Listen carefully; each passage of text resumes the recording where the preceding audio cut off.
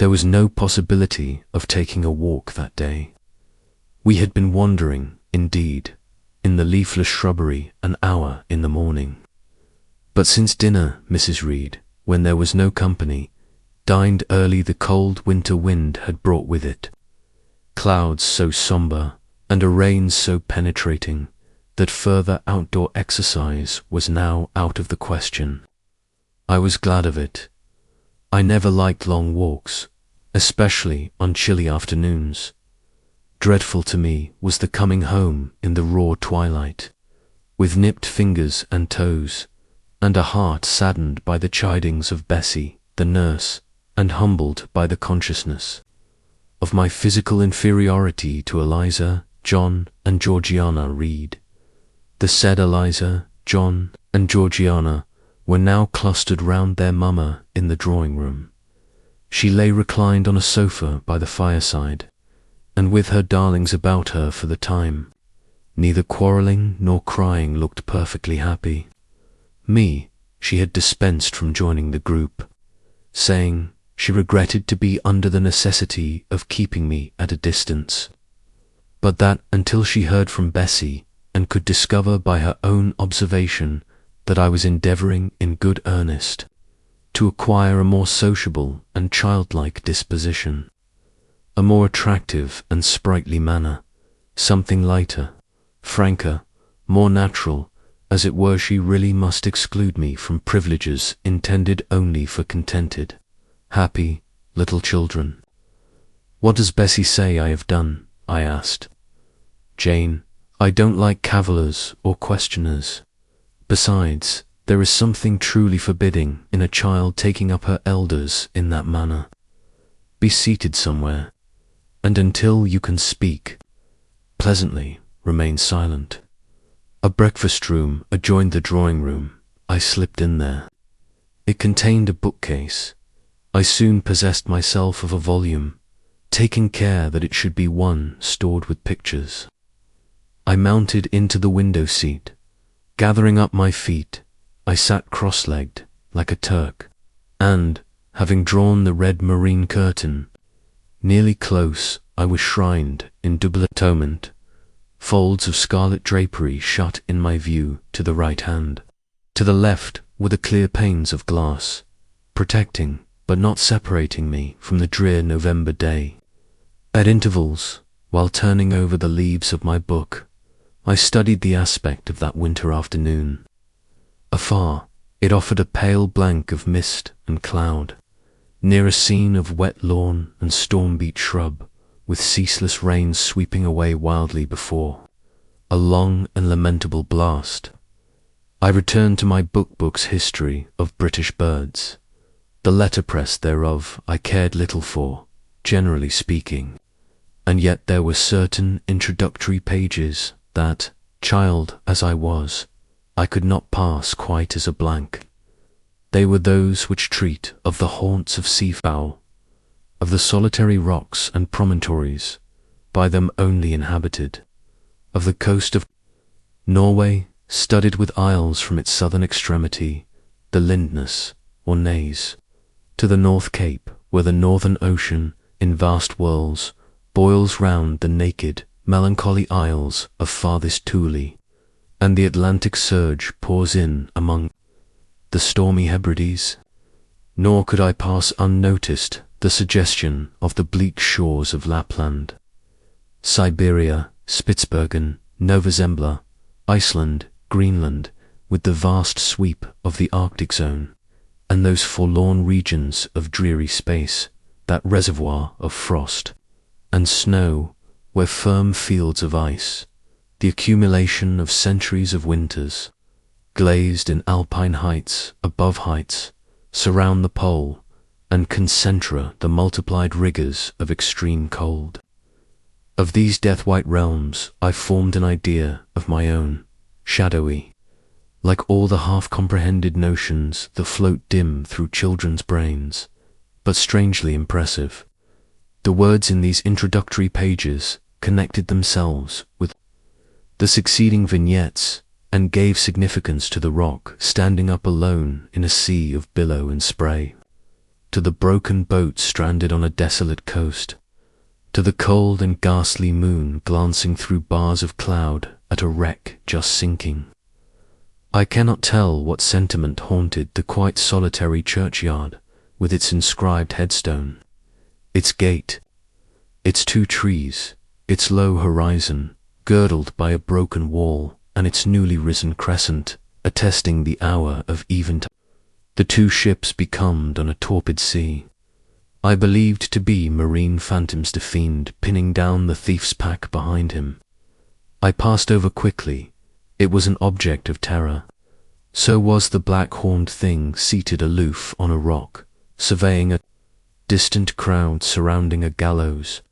Each picture told a story, mysterious often to my undeveloped understanding and imperfect feelings, yet ever profoundly interesting as the tales Bessie sometimes narrated on winter evenings, when she chanced to be in good humour, and when, having brought her ironing table to the nursery hearth, she allowed us to sit about it, and while she got up Mrs. Reed's lace frills and crimped her nightcap borders, fed our eager attention with passages of love and adventure taken from old fairy tales and other ballads, or as, at a later period, I discovered from the pages of Pamela and Henry, Earl of Morland. With Buick on my knee, I was then happy at least in my way. I feared nothing but interruption, and that came too soon. The breakfast-room door opened. "Beau, Madam Mope," cried the voice of John Reed. Then he paused. He found the room apparently empty. "Where the dickens is she?" he continued. "Lizzie, Georgie," calling to his sisters, "Joan is not here. Tell Mama she has run out into the rain, bad animal." It is well I drew the curtain, thought I, and I wished fervently he might not discover my hiding place, nor would John Reed have found it out himself. He was not quick either of vision or conception, but Eliza just put her head in at the door, and said at once, "She is in the window seat." To be sure, Jack, and I came out immediately, for I trembled at the idea of being dragged forth by the said Jack. "What do you want?" I asked, with awkward diffidence. "Say, what do you want, Master Reed?" was the answer. "I want you to come here." And seating himself in an armchair, he intimated by a gesture that I was to approach and stand before him. John Reed was a schoolboy of 14 years old, 4 years older than I, for I was but 10, large and stout for his age, with a dingy and unwholesome skin, thick lineaments in a spacious visage, heavy limbs and large extremities. He gorged himself habitually at table, which made him bilious and gave him a dim and bleared eye and flabby cheeks. He ought now to have been at school, but his mamma had taken him home for a month or 2 on account of his delicate health. Mr. Miles, the master, affirmed that he would do very well if he had fewer cakes and sweetmeats sent him from home. But the mother's heart turned from an opinion so harsh and inclined rather to the more refined idea that John's sallowness was owing to over-application and, perhaps, to pining after home. John had not much affection for his mother and sisters, and an antipathy to me. He bullied and punished me, not 2 or 3 times in the week, nor once or twice in the day, but continually. Every nerve I had feared him, and every morsel of flesh in my bones shrank when he came near. There were moments when I was bewildered by the terror he inspired, because I had no appeal whatever against either his menaces or his The servants did not like to offend their young master by taking my part against him, and Mrs. Reed was blind and deaf on the subject. She never saw him strike or heard him abuse me, though he did both now and then in her very presence, more frequently, however, behind her back, habitually obedient to John. I came up to his chair. He spent some 3 minutes in thrusting out his tongue at me as far as he could, without damaging the roots. I knew he would soon strike, and while dreading the blow, I mused on the disgusting and ugly appearance of him, who would presently deal it. I wonder if he read that notion in my face, for, all at once, without speaking, he struck suddenly and strongly. I tottered, and on regaining my equilibrium, retired back a step or two from his chair. "That is for your impudence in answering Mamma a while since," said he, "and for your sneaking way of getting behind curtains, and for the look you had in your eyes 2 minutes since, you rat." Accustomed to John Reed's abuse, I never had an idea of replying to it. My care was how to endure the blow which would certainly follow the insult. "What were you doing behind the curtain?" he asked. "I was reading. Show the book." I returned to the window and fetched it thence. "You have no business to take our books. You are a dependent, Mamma says. You have no money. Your father left you none. You ought to beg, and not to live here with gentlemen's children like us, and eat the same meals we do, and wear clothes at our Mamma's expense. Now, I'll teach you to rummage my bookshelves, for they are mine. All the house belongs to me, or will do in a few years. Go and stand by the door, out of the way of the mirror and the windows." I did so, not at first aware what was his intention, but when I saw him lift and poise the book and stand in act to hurl it, I instinctively started aside with a cry of alarm. Not soon enough, however. The volume was flung, it hit me, and I fell, striking my head against the door and cutting it. The cut bled, the pain was sharp. My terror had passed its climax. Other feelings succeeded. "Wicked and cruel boy," I said. "You are like a murderer. You are like a slave driver.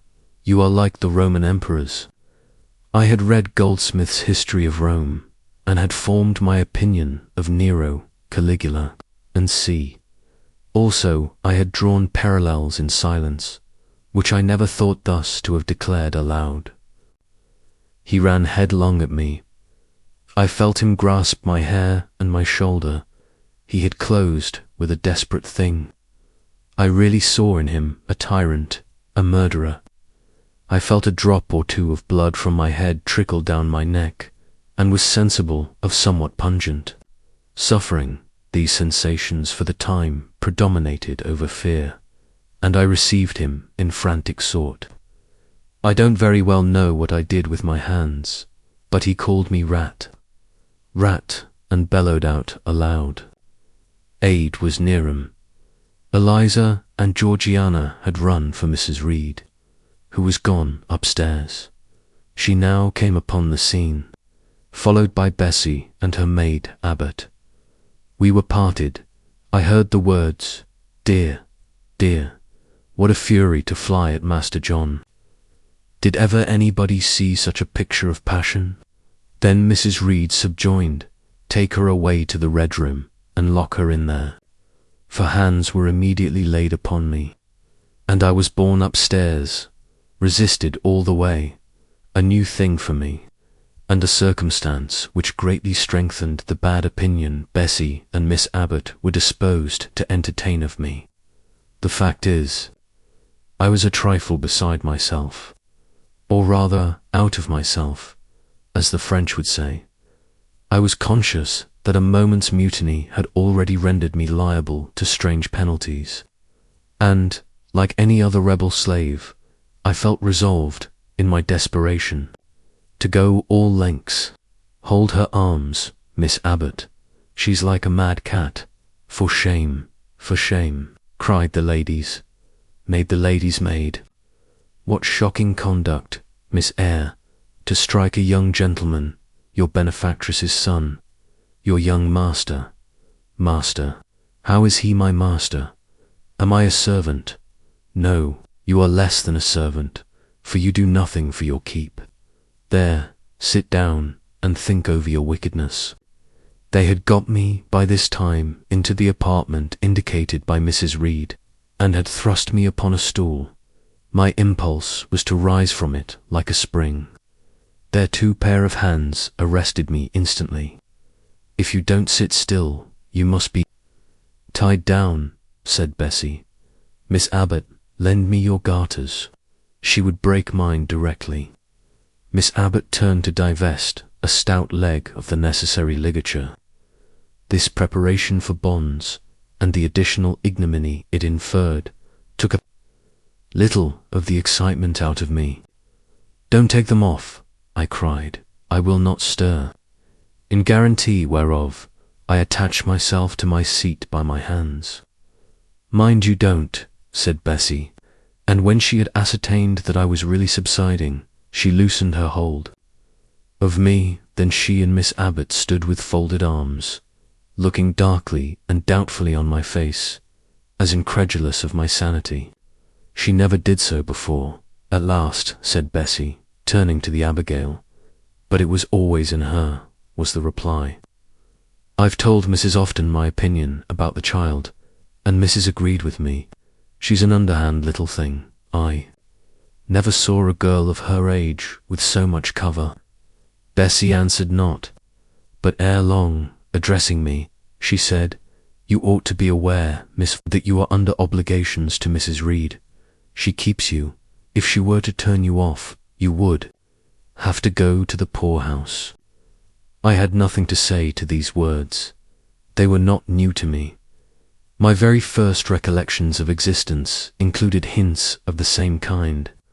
This reproach of my dependence had become a vague sing-song in my ear, very painful and crushing, but only half intelligible.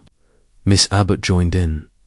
"And you ought not to think yourself on an equality with the Mrs. Reed and Master Reed, because Mrs. kindly allows you to be brought up with them. They will have a great deal of money, and you will have none. It is your place to be humble, and to try to make yourself agreeable to them. What we tell you is for your good," added Bessie, in no harsh voice. "You should try to be useful and pleasant. Then, perhaps, you would have a home here. But if you become passionate and rude, Mrs. will send you away, I am sure." "Besides," said Miss Abbott, "God will punish her. He might strike her dead in the midst of her tantrums, and then where would she go? Come, Bessie, we will leave her. I wouldn't have her heart for anything. Say your prayers, Miss Eyre, when you are by yourself. For if you don't repent, something bad might be permitted to come down the chimney and fetch you away." They went, shutting the door and locking it behind them.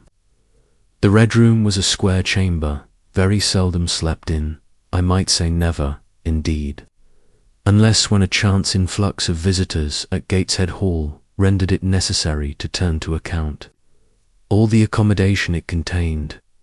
Yet it was one of the largest and stateliest chambers in the mansion. A bed supported on massive pillars of mahogany, hung with curtains of deep red damask, stood out like a tabernacle in the centre. The two large windows, with their blinds always drawn down, were half shrouded in festoons and falls of similar drapery. The carpet was red. The table at the foot of the bed was covered with a crimson cloth. The walls were a soft fawn colour, with a blush of pink in it. The wardrobe, the toilet table, the chairs were of darkly polished old mahogany. Out of these deep surrounding shades rose high and glared white the piled-up mattresses and pillows of Thebes, spread with a snowy Marseille counterpane. Scarcely less prominent was an ample cushioned easy-chair near the head of the bed, also white, with a footstool before it, and looking, as I thought, like a pale throne. This room was chill, because it seldom had a fire.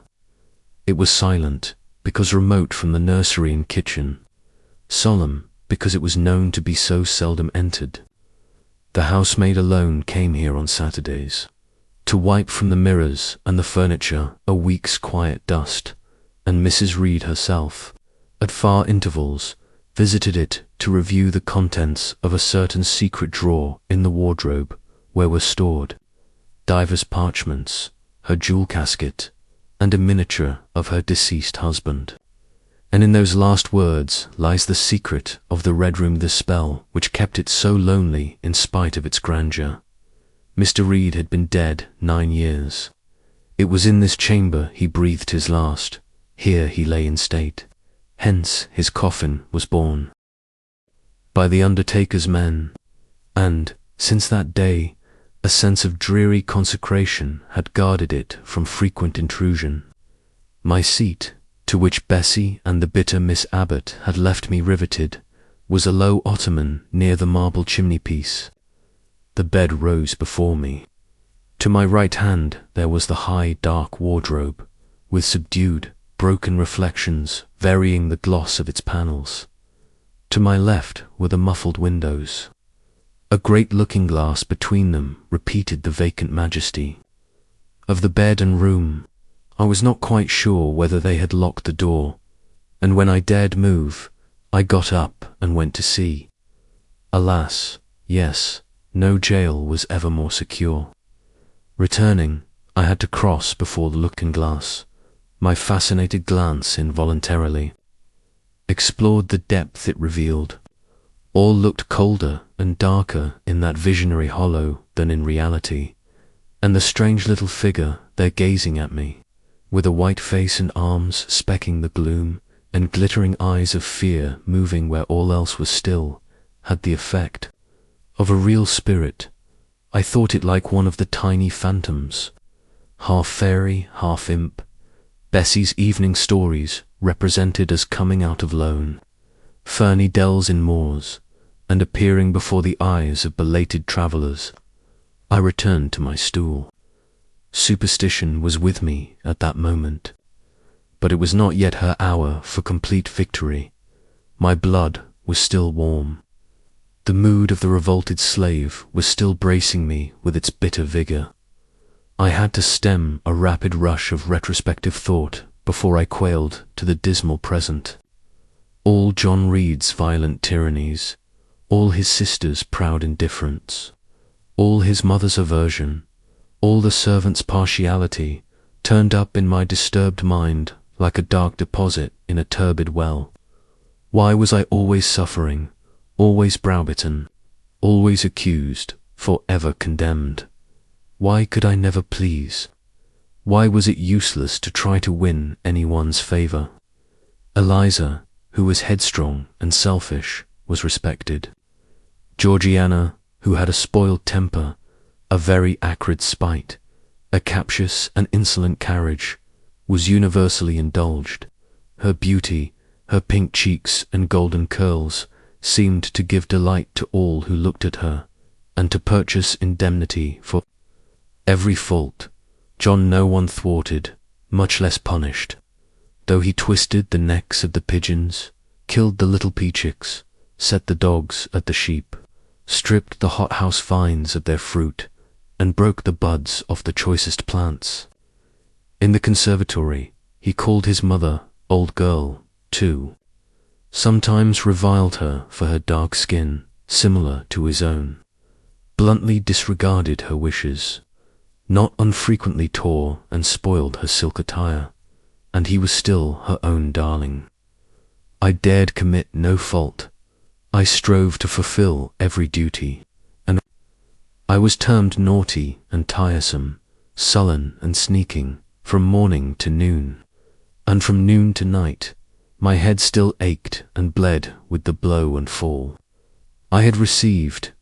No one had reproved John for wantonly striking me, and because I had turned against him to avert farther irrational violence, I was loaded with general opprobrium. Unjust, unjust, said my reason, forced by the agonizing stimulus into precocious, though transitory power, and resolve, equally wrought up, instigated some strange expedient to achieve escape from insupportable oppression as running away, or, if that could not be effected, never eating or drinking more, and letting myself die. What a consternation of soul was mine that dreary afternoon! How all my brain was in tumult, and all my heart in insurrection! Yet in what darkness, what dense ignorance was the mental battle fought! I could not answer the ceaseless inward question why I thus suffered. Now, at the distance of will not say how many years, I see it clearly. I was a discord in Gateshead Hall. I was like nobody there. I had nothing in harmony with Mrs. Reed or her children or her chosen vassalage, if they did not love me. In fact, as little did I love them. They were not bound to regard with affection a thing that could not sympathize with one amongst them. A heterogeneous thing, opposed to them in temperament, in capacity, in propensities. A useless thing, incapable of serving their interest or adding to their pleasure. A noxious thing, cherishing the germs of indignation at their treatment, of contempt of their judgment.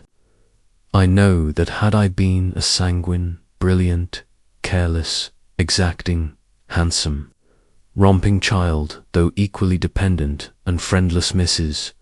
Reed would have endured my presence more complacently. Her children would have entertained for me more.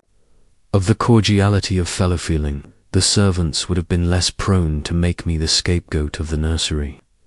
Daylight began to forsake the Red Room. It was past 4 o'clock, and the beclouded afternoon was tending to drear twilight. I heard the rain still beating continuously on the staircase window, and the wind howling in the grove behind the hall. I grew by degrees cold as a stone, and then my courage sank.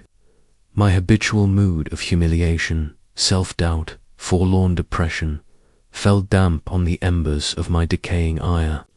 All said I was wicked, and perhaps I might be so. What thought had I been but just conceiving of starving myself to death? That certainly was a crime, and was I fit to die? Or was the vault under the chancel of Gateshead Church an inviting bourne? In such vault, I had been told, did Mr. Reed lie buried, and led by this thought to recall his idea, I dwelt on it with gathering dread. I could not remember him, but I knew that he was my own uncle, my mother's brother, that he had taken me when a parentless infant to his house, and that in his last moments he had required a promise of Mrs. Reed that she would rear and maintain me as one of her own children. Mrs. Reed probably considered she had kept this promise, and so she had, I dare say, as well as her nature would permit her. But how could she really like an interloper not of her race, and unconnected with her, after her husband's death, by any tie? It must have been most irksome to find herself bound by a hard-drung pledge to stand in the stead of a parent to a strange child she could not love, and to see an uncongenial alien permanently intruded on her own family group. A singular notion dawned upon me. I doubted not, never doubted, that if Mr. Reed had been alive, he would have treated me kindly. And now, as I sat looking at the white bed and overshadowed walls, occasionally also turning a fascinated eye towards the dimly gleaming mirror, began to recall what I had heard of dead men, troubled in their graves by the violation of their last wishes, revisiting the earth to punish the perjured and avenge the oppressed. And I thought Mr. Reed's spirit, harassed by the wrongs of his sister's child, might quit its abode whether in the church vault or in the unknown world of the departed and rise before me in this chamber. I wiped my tears and hushed my sobs, fearful lest any sign of violent grief might waken a preternatural voice to comfort me, or elicit from the gloom some haloed face bending over me with strange pity. This idea, consolatory in theory, I felt, would be terrible if realized. With all my might I endeavoured to stifle Etty, endeavoured Tobe firm. Shaking my hair from my eyes, I lifted my head and tried to look boldly round the dark room. At this moment a light gleamed on the wall. Was it, I asked myself, a ray from the moon penetrating some aperture in the blind. No, moonlight was still, and this stirred. While I gazed, it glided up to the ceiling and quivered over my head. I can now conjecture readily that this streak of light was, in all likelihood, a gleam from a lantern carried by some one across the lawn, but then prepared. As my mind was for horror, shaken as my nerves were by agitation, I thought the swift darting beam was a herald of some coming vision from another world. My heart beat thick, my head grew hot. A sound filled my ears, which I deemed the rushing of wings. Something seemed near me. I was oppressed, suffocated, endurance broke down. I rushed to the door and shook the lock in desperate effort. Steps came running along the outer passage. The key turned. Bessie and Abbot entered. "Miss Eyre, are you ill?" said Bessie. "What a dreadful noise! It went quite through me," exclaimed Abbot. "Take me out." "Let me go into the nursery," was my cry. "What for? Are you hurt? Have you seen something?" again demanded Bessie. "Oh, I saw a light, and I thought a ghost would come." I had now got hold of Bessie's hand, and she did not snatch it from me. "She has screamed out on purpose," declared Abbot, in some disgust. "And what a scream! If she had been in great pain, one would have excused it. But she only wanted to bring us all here. I know her naughty tricks." "What is all this?" demanded another voice peremptorily, and Mrs. Reed came along the corridor, her cap flying, wide her gown rustling stormily. "Abbot and Bessie, I believe I gave orders that Jane Eyre should be left in the Red Room till I came to her myself."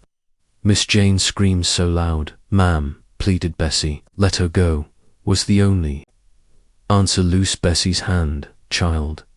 You cannot succeed in getting out by these means, be assured. I abhor artifice, particularly in children. It is my duty to show you that tricks will not answer. You will now stay here an hour longer, and it is only on condition of perfect submission and stillness that I shall liberate you then. Oh, aunt, have pity, forgive me. I cannot endure. It will let me be punished some other way. I shall be killed if silence. This violence is all most repulsive." And so, no doubt, she felt it. I was a precocious actress in her eyes. She sincerely looked on me as a compound of virulent passions, mean spirit, and dangerous duplicity. Bessie and Abbot having retreated, Mrs. Reed, impatient of my now frantic anguish and wild sobs, abruptly thrust me back and locked me in, without farther parley. I heard her sweeping away, and soon after she was gone, I suppose I had a species of fit. Unconsciousness closed the scene. The next thing I remember is waking up with a feeling as if I had had a frightful nightmare, and seeing before me a terrible red glare crossed with thick black bars. I heard voices, too, speaking with a hollow sound, and, as if muffled by a rush of wind or water, agitation, uncertainty, and an all-predominating sense of terror confused my faculties. Ere long, I became aware that someone was handling me, lifting me up and supporting me in a sitting posture, and that more tenderly than I had ever been raised or upheld before.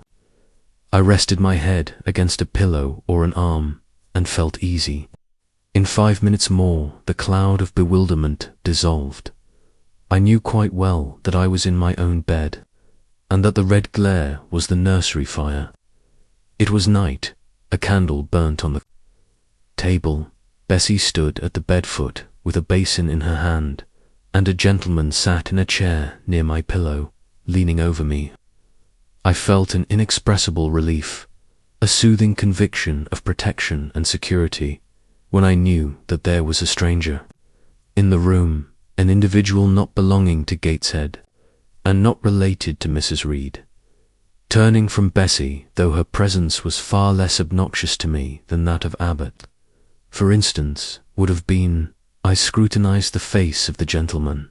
I knew him. It was Mr. Lloyd, and sometimes called in by Mrs. Reed when the servants were ailing. For herself and the children she employed a physician. "Well, who am I?" he asked. I pronounced his name, offering him at the same time my hand. He took it, smiling and saying, "We shall do very well by and by." Then he laid me down, and addressing Bessie, charged her to be very careful that I was not disturbed during the night. Having given some further directions, and intimates that he should call again the next day, he departed. To my grief, I felt so sheltered and befriended while he sat in the chair near my pillow. And as he closed the door after him, all the room darkened and my heart again sank. Inexpressible sadness weighed it down. "Do you feel as if you should sleep, miss?" asked Bessie, rather softly. Scarcely dared I answer her, for I feared the next sentence might be rough. "I will try. Would you like to drink, or could you eat anything?" "No, thank you, Bessie." "Then I think I shall go to bed, for it is past 12 o'clock. But you may call me, if you want anything in the night." Wonderful civility, this. It emboldened me to ask a question. "Bessie, what is the matter with me? Am I ill? You fell sick, I suppose, in the Red Room with crying. You'll be better soon, no doubt." Bessie went into the housemaid's apartment, which was near. I heard her say, "Apothecary, Sarah, come and sleep with me in the nursery." I daren't for my life be alone with that poor child tonight. She might die. It's such a strange thing she should have that fit. I wonder if she saw anything. Mrs. was rather too hard. Sarah came back with her. They both went to bed. They were whispering together for half an hour before they fell asleep. I caught scraps of their conversation, from which I was able only too distinctly to infer the main subject discussed. Something passed her, all dressed in white, and vanished, a great black dog behind him. 3 loud raps. What, he cried. "Did she say that to me? Did you hear her, Eliza and Georgiana? Won't I tell Mama? But first." At last both slept. The fire and the candle went out. For me, the watches of that long night passed in ghastly wakefulness, strained by dread, such dread as children only can feel. No severe or prolonged bodily illness followed this incident. Of the Red Room, it only gave my nerves a shock, of which I feel the reverberation to this day. Yes, Mrs. Reed, to you I owe some fearful pangs of mental suffering. But I ought to forgive you, for you knew not what you did. While rending my heartstrings, you thought you were only uprooting my bad propensities. Next day, by noon, I was up and dressed, and sat wrapped in a shawl by the nursery hearth.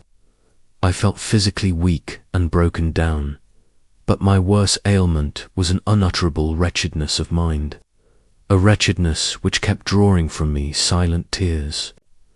No sooner had I wiped one salt drop from my cheek than another followed. Yet, I thought, I ought to have been happy, for none of the Reeds were there.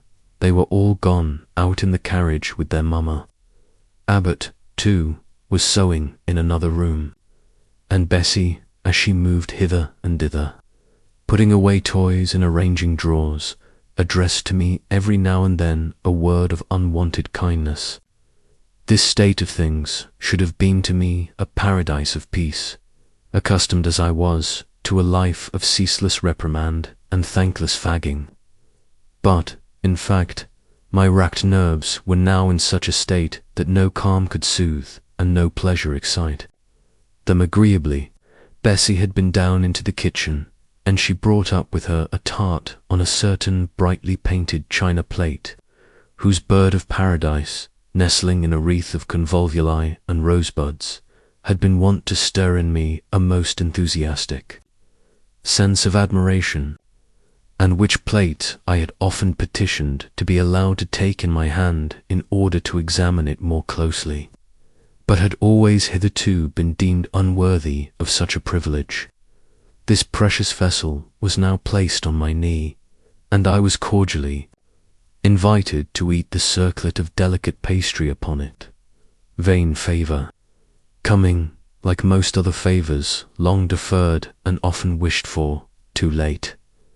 I could not eat the tart, and the plumage of the bird, the tints of the flowers, seemed strangely faded. I put both plate and tart away.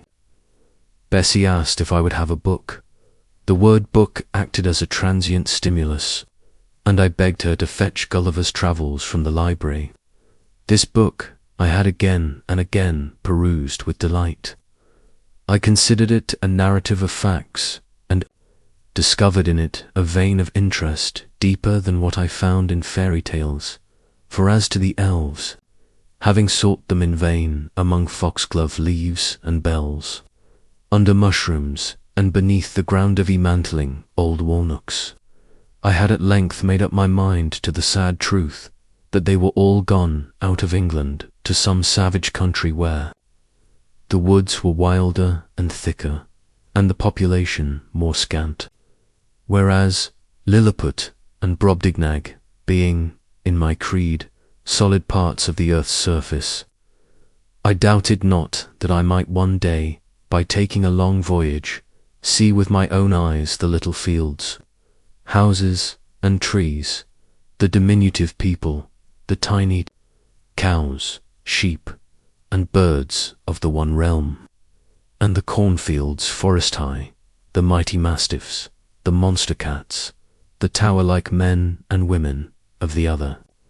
Yet, when this cherished volume was now placed in my hand, when I turned over its leaves, and sought in its marvellous pictures the charm I had, till now, never failed to find, all was eerie and dreary. The giants were gaunt goblins, the pygmies, malevolent and fearful imps, Gulliver a most desolate wanderer in most dread and dangerous regions. I closed the book, which I dared no longer peruse, and put it on the table, beside the untasted tart. Bessie had now finished dusting and tidying the room, and having washed her hands, she opened a certain little drawer full of splendid shreds of silk and satin, and began making a new bonnet for Georgiana's doll. Meantime she sang. Her song was in the days when we went gypsing, a long time ago. I had often heard the song before, and always with lively delight, for Bessie had a sweet voice, at least I thought so. But now, though her voice was still sweet, I found in its melody an indescribable sadness. Sometimes, preoccupied with her work, she sang the refrain very low, very lingeringly. A long time ago came out like the saddest cadence of a funeral. Hymn she passed into another ballad, this time a really doleful one. My feet, they are sore, and my limbs, they are weary. Long is the way, and the mountains are wild. Soon will the twilight close, moonless and dreary, over the path of the poor orphan child. Why did they send me so far and so lonely, up where the moors spread and grey rocks are piled? Men are hard-hearted, and kind angels only watch o'er the steps of a poor orphan child. Yet distant and soft the night breeze is blowing, clouds there are none, and clear stars beam mild. God, in his mercy, protection is showing, comfort and hope to the poor orphan child. Evan, should I fall o'er the broken bridge passing, or stray in the marshes, by false lights beguiled, still will my Father, with promise and blessing, take to his bosom the poor orphan child. There is a thought that for strength should avail me, though both of shelter and kindred despoiled. Heaven is a home, and a rest will not fail me. God is a friend to the poor orphan child. "Come, Miss Jane, don't cry," said Bessie as she finished. She might as well have said to the fire, "Don't burn." But how could she divine the morbid suffering to which I was a prey?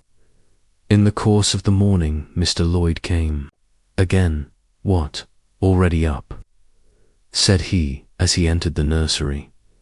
"Well, nurse, how is she?" Bessie answered that I was doing very well. Then she ought to look more cheerful. "Come here, Miss Jane. Your name is Jane, is it not?" "Yes, sir, Jane Eyre." "Well, you have been crying, Miss Jane Eyre. Can you tell me what about? Have you any pain?" "No, sir." "I dare say she is crying because she could not go out with Mrs. in the carriage," interposed Bessie. "Surely not. Why, she is too old for such pettishness." I thought so too, and my self-esteem being wounded by the false charge, I answered promptly, "I never cried for such a thing in my life. I hate going out in the carriage. I cry because I am miserable." "Oh fie, miss," said Bessie. The good apothecary appeared, a little puzzled. I was standing before him. He fixed his eyes on me very steadily. His eyes were small and grey, not very bright, but I dare say I should think them shrewd now. He had a hard-featured, yet good-natured looking face. Having considered me a leisure, he said, "What made you ill yesterday?" "She had a fall," said Bessie, again putting in her word. "Fall? Why, that is like a baby again. Can't she manage to walk at her age? She must be 8 or 9 years old." "I was knocked down," was the blunt explanation, jerked out of me by another pang of mortified pride. "But that did not make me ill," I added, while Mr. Lloyd helped himself to a pinch of snuff. As he was returning the box to his waistcoat pocket, a loud bell rang for the servants' dinner. He knew what it was. "That's for you, nurse," said he. "You can go down. I'll give Miss Jane a lecture till you come back." Bessie would rather have stayed, but she was obliged to go, because punctuality at meals was rigidly enforced. At Gateshead Hall, the fall did not make you ill. "What did, then?" pursued Mr. Lloyd when Bessie was gone. "I was shut up in a room where there is a ghost till after dark." I saw Mr. Lloyd smile and frown at the same time. "Ghost? What? You are a baby after all. You are afraid of ghosts." "Of Mr. Reed's ghost I am.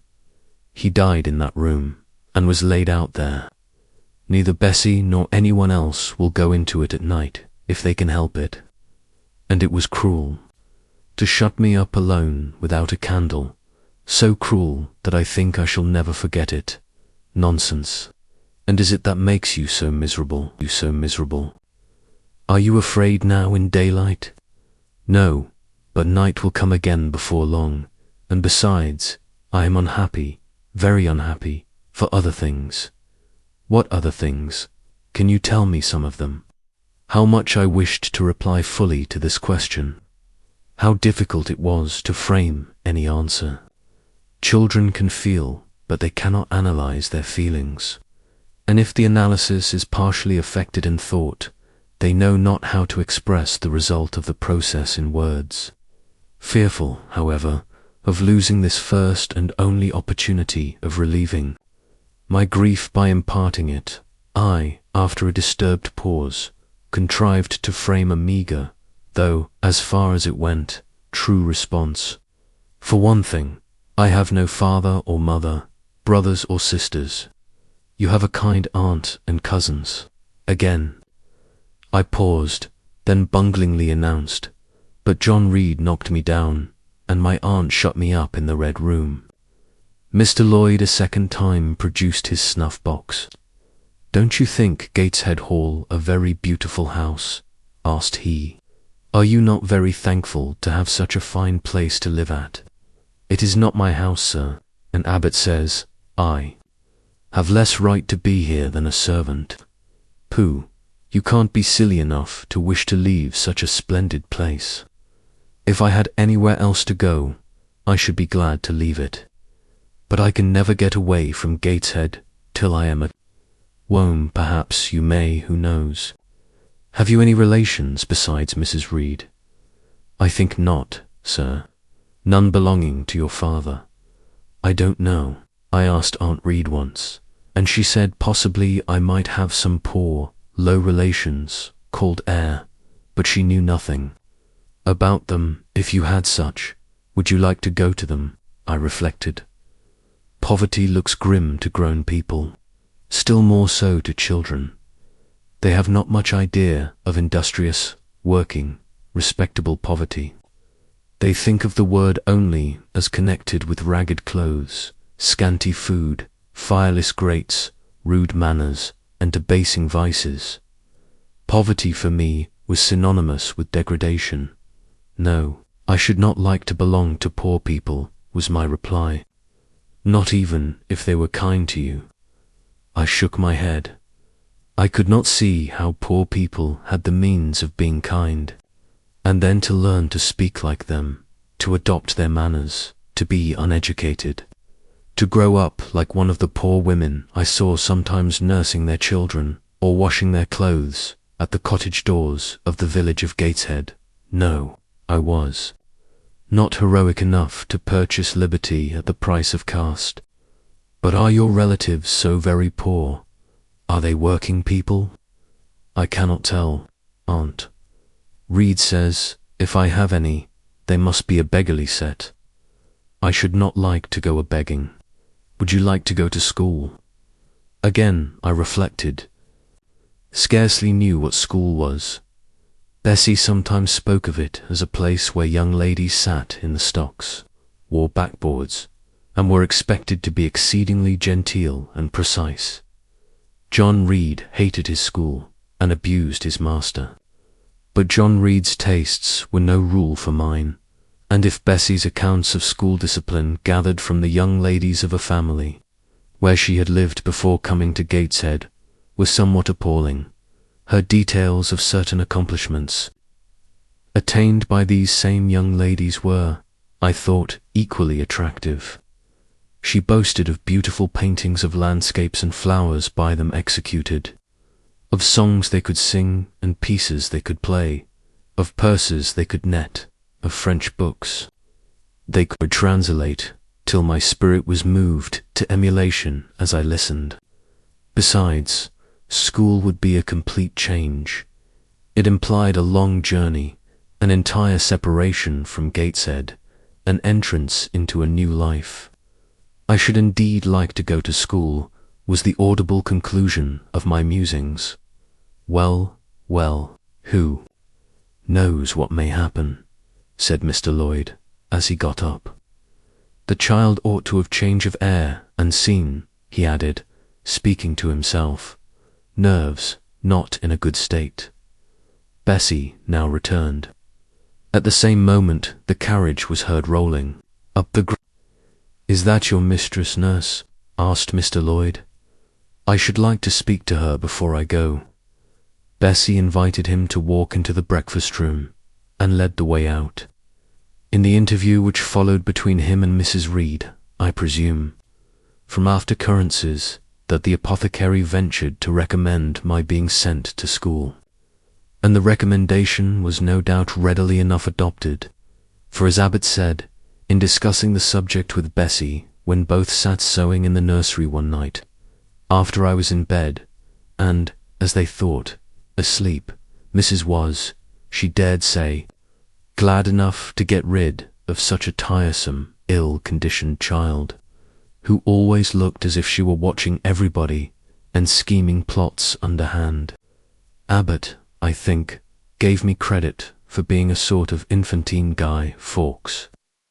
On that same occasion I learned, for the first time, from Miss Abbot's communications to Bessie, that my father had been a poor clergyman, that my mother had married him against the wishes of her friends, who considered the match beneath her, that my grandfather Red was so irritated at her disobedience, he cut her off without a shilling, that after my mother and father had been married a year, the latter caught the typhus fever while visiting among the poor of a large manufacturing town where his curacy was situated, and where that disease was then prevalent, that my mother took the infection from him, and both died within a month of each other. Bessie, when she heard this narrative, sighed and said, "Poor Miss Jane is to be pitied."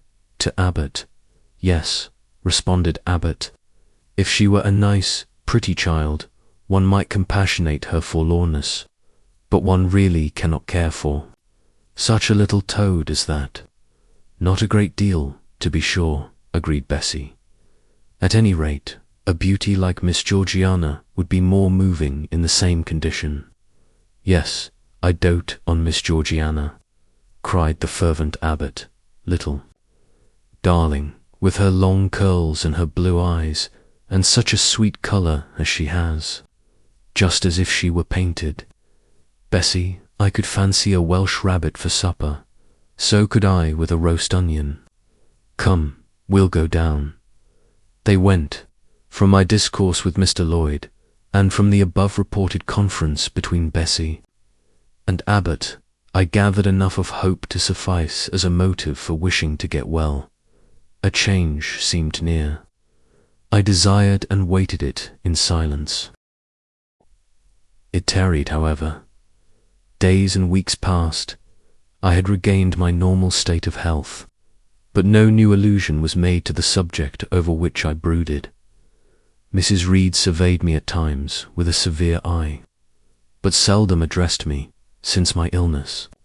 She had drawn a more marked line of separation than ever between me and her own children, appointing me a small closet to sleep in by myself, condemning me to take my meals alone, and pass all my time in the nursery, while my cousins were constantly in the drawing-room. Not a hint, however, did she drop about sending me to school. Still I felt an instinctive certainty that she would not long endure me under the same roof with her, for her glance, now more than ever, when turned on me, expressed an insuperable and rooted aversion. Eliza and Georgiana, evidently acting according to orders, spoke to me as little as possible. John thrust his tongue in his cheek whenever he saw me, and once attempted chastisement, but as I instantly turned against him, roused by the same sentiment of deep ire and desperate revolt which had stirred my corruption before, he thought it better to desist, and ran from me tittering execrations, and vowing I had burst his nose. I had indeed levelled at that prominent feature as hard a blow as my knuckles could inflict, and when I saw that either that or my look daunted him, I had the greatest inclination to follow up my advantage to purpose, but he was already with his mamma. I heard him in a blubbering tone commence the tale of how that nasty Jane Eyre had flown at him like a mad cat. He was stopped rather harshly.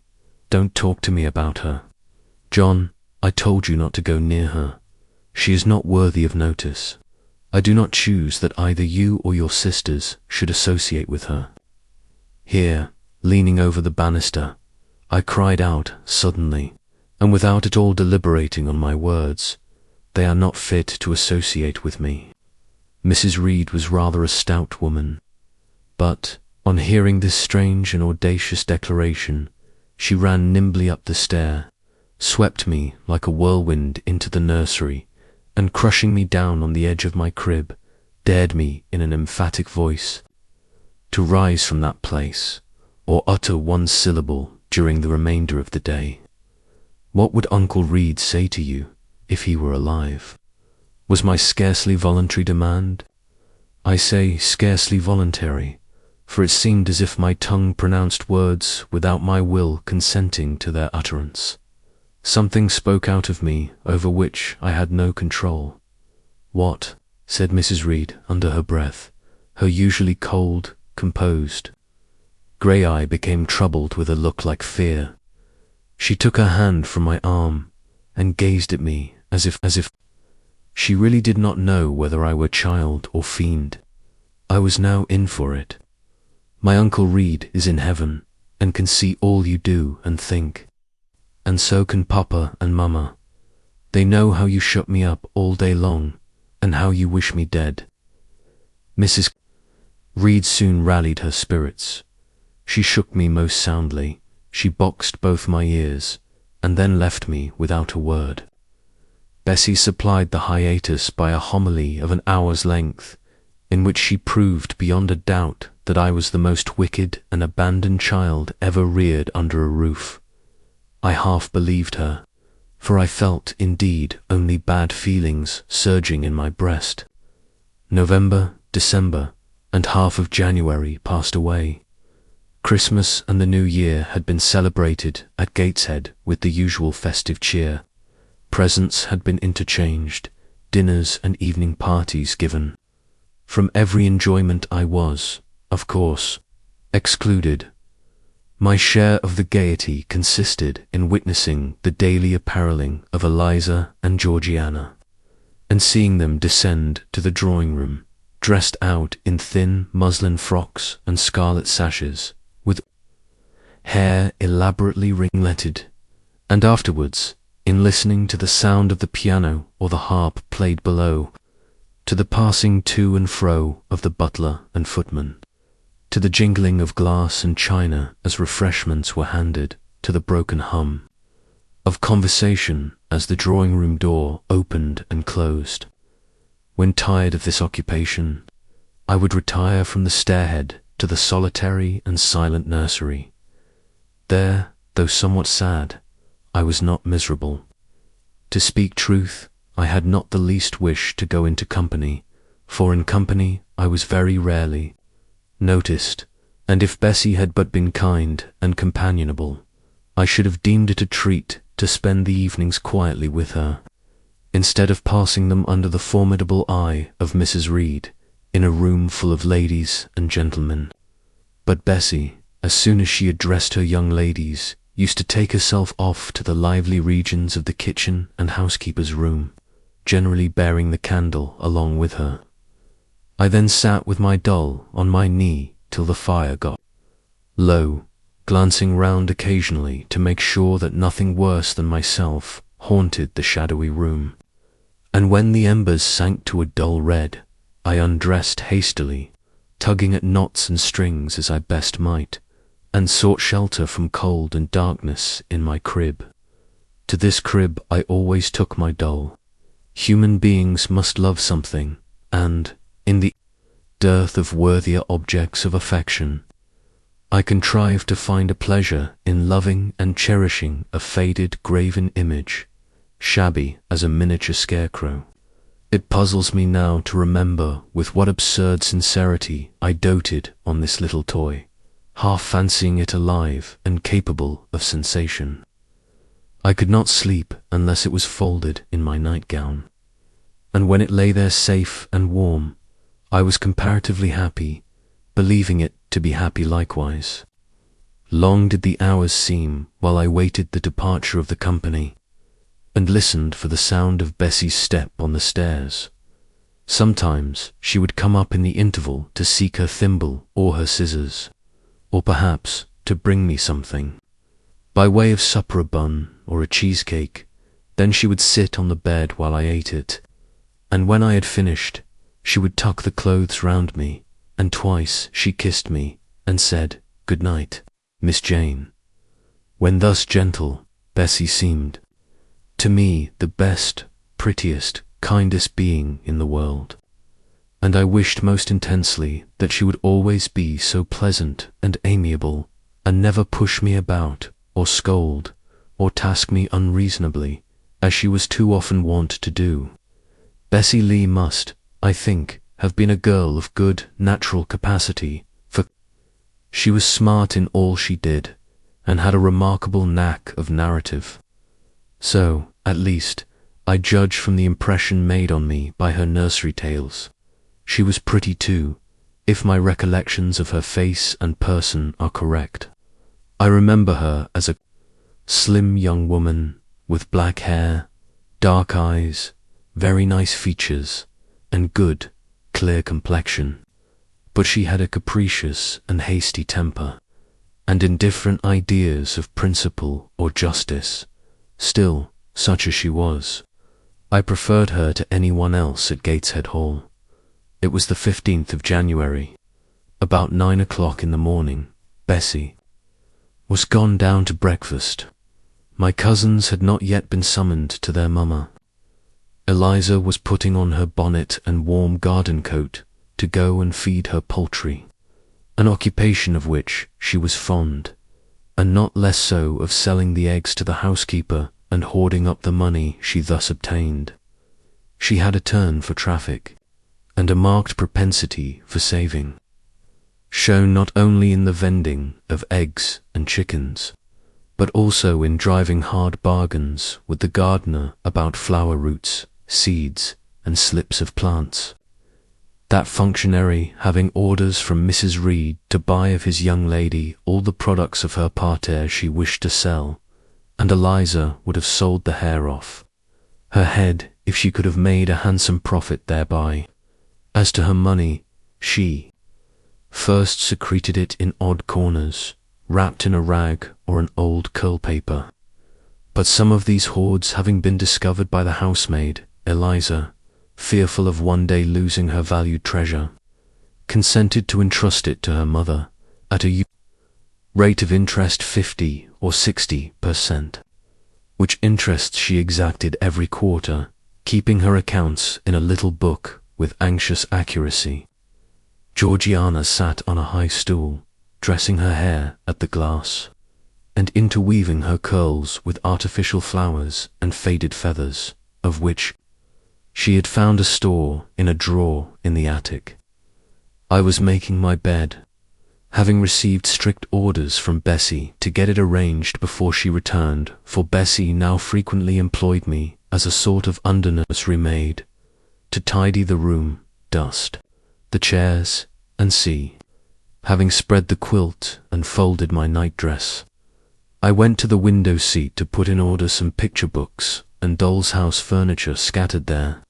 An abrupt command from Georgiana to let her playthings alone for the tiny chairs and mirrors, the fairy plates and cups, were her property, stopped my proceedings. And then, for lack of other occupation, I fell to breathing on the frost flowers with which the window was fretted, and thus clearing a space in the glass through which I might look out on the grounds, where all was still and petrified under the influence of a hard frost. From this window were visible the porter's lodge and the carriage road, and just as I had dissolved so much of the silver-white foliage veiling the panes as left room to look out, I saw the gates thrown open and a carriage roll through. I watched it ascending the drive with indifference. Carriages often came to Gateshead, but none ever brought visitors in whom I was interested. It stopped in front of the house. The doorbell rang loudly. The newcomer was admitted. All this being nothing to me, my vacant attention soon found livelier attraction in the spectacle of a little hungry robin, which came and chirruped on the twigs of the leafless cherry tree nailed against the wall near the casement. The remains of my breakfast of bread and milk stood on the table, and having crumbled a morsel of roll, I was tugging at the sash to put out the crumbs on the window-sill, when Bessie came running upstairs into the nursery. "Miss Jane, take off your pinafore. What are you doing there? Have you washed your hands and face this morning?" I gave another tug before I answered, for I wanted the bird to be secure of its bread. The sash yielded. I scattered the crumbs, some on the stone sill, some on the cherry tree bough. Then, closing the window, I replied, "No, Bessie, I have only just finished dusting." "Troublesome, careless child, and what are you doing now? You look quite red, as if you had been about some mischief. What were you opening the window for?" I was spared the trouble of answering, for Bessie seemed in too great a hurry to listen to explanations. She hauled me to the washstand, inflicted a merciless, but happily brief scrub on my face and hands with soap, water, and a coarse towel, disciplined my head with a bristly brush, denuded me of my pinafore, and then hurrying me to the top of the stairs, bid me go down directly. As I was wanted in the breakfast room, I would have asked who wanted me. I would have demanded if Mrs. Reed was there. But Bessie was already gone, and had closed the nursery door upon me. I slowly descended. For nearly 3 months, I had never been called to Mrs. Reed's presence, restricted so long to the nursery, the breakfast, dining, and drawing rooms, were become for me awful regions on which it dismayed me to intrude. I now stood in the empty hall. Before me was the breakfast room door, and I stopped, intimidated and trembling.